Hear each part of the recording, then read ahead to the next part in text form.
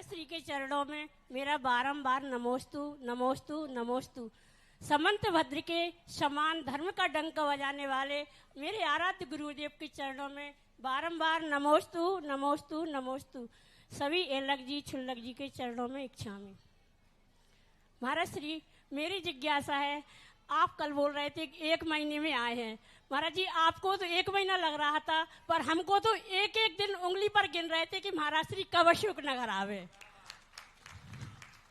और महाराज श्री, जब 92 का पंच कल्याणक हुआ था, जब तो हमने इतना लाभ नहीं ले पाया क्योंकि बच्चे छोटे थे।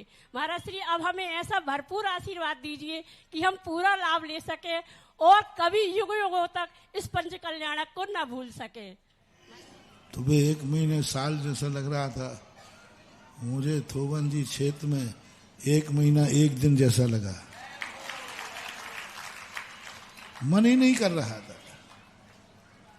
ये लोग तो बार बार पहुंचे, महाराज जी चलो अब आपके बिना पंचकर्णाक है, ये है वो है।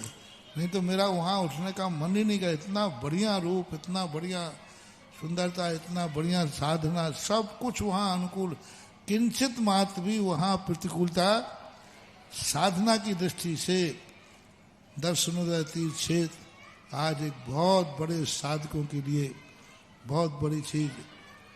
उस समय हमने समय गुजारे हैं जहाँ हमें बैठने को भी जगह, बैठने को तखत भी नहीं था, पट्टा भी नहीं था, जमीन पर बैठते थे।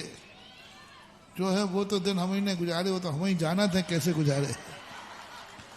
और आज वही क्षेत्र है, ऐसा संसार अलग है।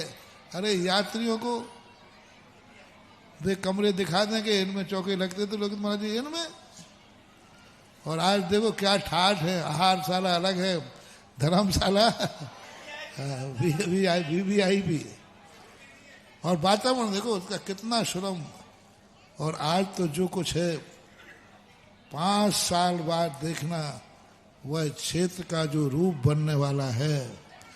और अभी एक मंदिर का अभी सैंपल बन रहा है शांतिनाथ का, और जो भगवान की दृष्टि निकल रही है। अभी तक सारे भगवानों की दृष्टि टच हो रही थी, पूरी किसी की नहीं। पूरी मूर्ति के दर्शन आज तक कोई कर ही नहीं पाता, या तो बैठना पड़ेगा।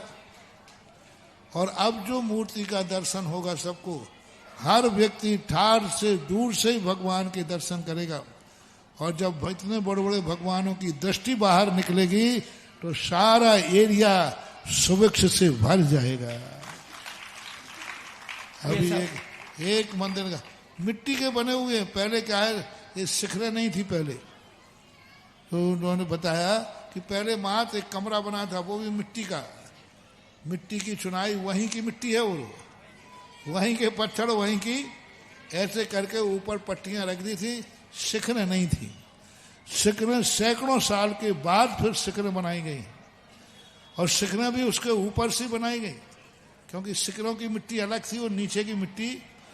और थोड़ा भी कोई धक्का लग जाता तो मूर्तियों को बहुत बड़ा नुकसान हो सकता था। इंजीनियर ने बताया, महाराज जी भगवान भरोसे ही सदे हुए थे, थोड़ा सा भी यदि कंपन हो जाए तो सारा मंदिर मूर्तियों पे गिरेगा, पूरा मंदिर मूर्तियों, मूर्ति बचाना मुश्किल हो जाएगी। और अंदर कोई है तो वो भी बच के बाहर, क्योंकि वो तो गड्ढे में। यदि अंदर कोई दर्शन कर रहा है और थोड़ा सा भी बैलेंस डिस्टर्ब हो जाए तो व्यक्ति बाहर नहीं निकल सकता। अब वो एक कर रहे हैं, बहुत सारे इंजीनियर लगे हैं, और सारे मंदिरों की दृष्टियां जब बाहर निकल आएंगी फिर थोवन जी का आके दर्शन करना। मैंने तो देवताओं को भी दे दिया, मैंने कहा ये दर्शनोदय तीर्थ देवताओं सुनो, एक दिन तुम्हें भी यहाँ लाइन लगा के दर्शन करने आना पड़ेगा। और वो आएंगे आएंगे आएंगे आएंगे। मार थोड़े दिन, 5 साल के अंदर ऐसी काया बदलेगी, जो रूप बनेगा वो देखने लायक बनेगा। ऐसे क्षेत्र पे हमें तो मतलब ऐसा लगा कि मैंने अशोक मुझे चतुर्मास करके गलती की। थोवन जी में चतुर्मास होना चाहिए था कायदा से, लेकिन अब ठीक है, अशोक नगर में 2 काम हो गए। यहाँ का भी हो गया और हाँ वहाँ रहते तो वहीं का होता है, यहाँ का नहीं होता है। और यहाँ रहने से यहाँ का भी हो गया और वहाँ की भी हो गया। बहुत अलौकिक चीज है। हफ्ते में जाने वालों मत छूको, मत प्रमाद करो। जिसकी जिस हफ्ते में जिस दिन ड्यूटी पड़ती है, जैसे बने तैसे काम निकाल के जाओ जाओ। वो बहुत अलौकिक चीज मिलने वाली है तुम्हारे लिए, तुम्हारी पीढ़ियों के लिए। इसलिए समय को प्रमाद मत करो। हफ्ते में एक बार जाकर वहाँ नमस्कार करके आओ, अभिषेक लाओ।